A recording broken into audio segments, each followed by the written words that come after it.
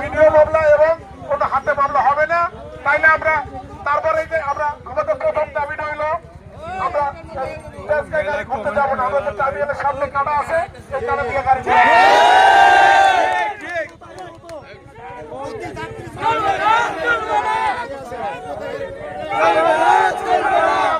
আর মহাখালীতে যে মামলা দিবে না, এরা আবার করছে কি উত্তরায় ডিসি সাহেবরে কনফারেন্স করে তারা উত্তরায় মামলা দেয় আমাদেরকে।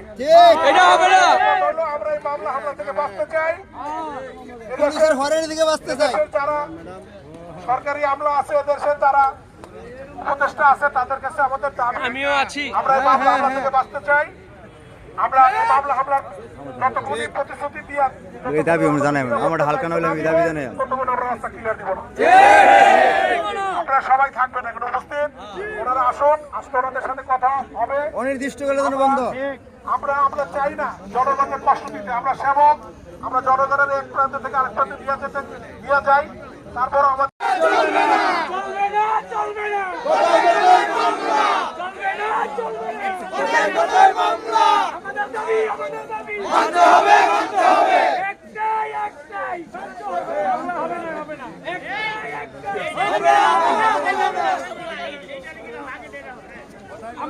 কথাই কথাই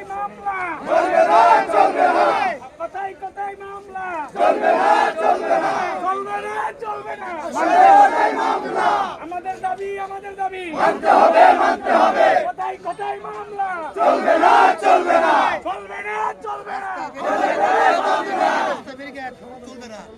রাস্তা ব্যারিকেড